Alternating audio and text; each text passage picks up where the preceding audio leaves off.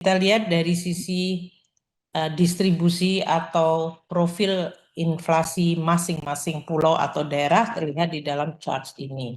Inflasi nasional yang 2,31 terlihat Sumatera inflasinya relatif lebih tinggi pada bulan Agustus ini dibandingkan Juni, Juli yaitu yang 1,5 dan 2,6.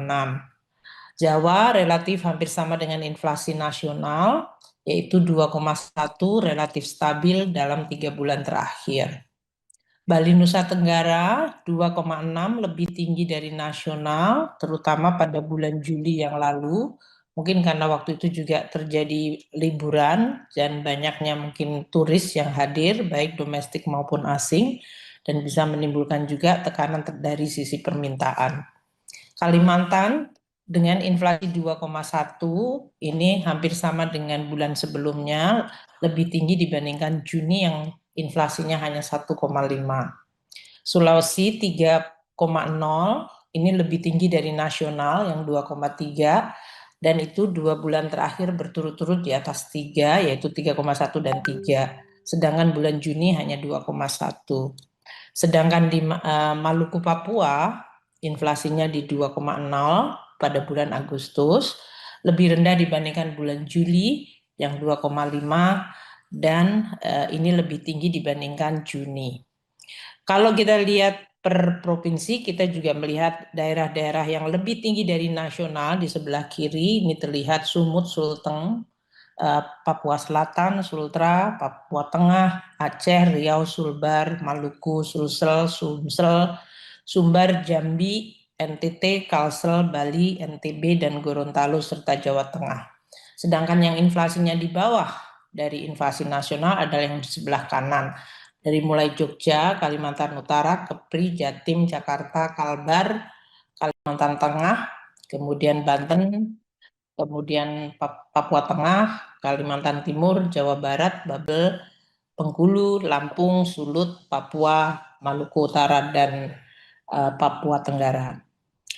Pertumbuhan ekonomi kalau kita lihat distribusi antar pulau tadi yang cukup baik dan juga inflasi yang stabil telah menimbulkan dampak yang relatif positif terhadap kesejahteraan.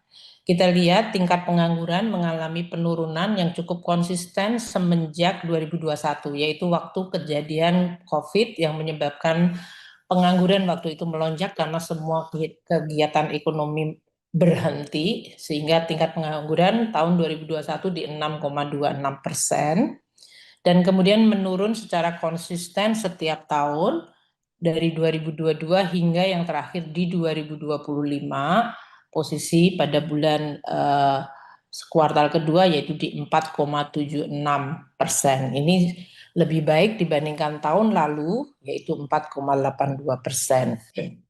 Dari sisi headcount jumlahnya adalah 7,3 juta dibandingkan tahun lalu yang 7,2 juta. Untuk tingkat kemiskinan, kita lihat penurunan dari persentase tingkat kemiskinan di bawah 9%, yaitu 8,47%, cukup signifikan dibandingkan penurunannya dibandingkan tahun sebelumnya yang 9%. Jumlah penduduk miskin dalam hal ini adalah 23,9 juta, lebih rendah dibandingkan tahun 2024 yang sebesar 25,2 juta. Tentu ini adalah perkembangan positif yang harus tetap kita jaga. Demikian juga dengan lapangan kerja yang diciptakan dari pertumbuhan ekonomi mengalami kenaikan dari 3,55 juta menjadi 3,59 juta, yaitu pada tahun 2025. Kita melihat APBN adalah instrumen yang terus-menerus diandalkan oleh semua stakeholder daerah tadi sesuai dengan kata pembuka pengawal awal dari Komite 4, Bapak Ketua Komite 4, mengenai harapan-harapan mengenai APBN untuk menjaga pertumbuhan, menciptakan pemerataan, kesejahteraan. Kami dalam hal ini, di dalam pembahasan di dalam kabinet dan tentu dengan arahan Bapak Presiden, terus menyusun APBN agar terus menjadi instrumen yang sehat dan kredibel.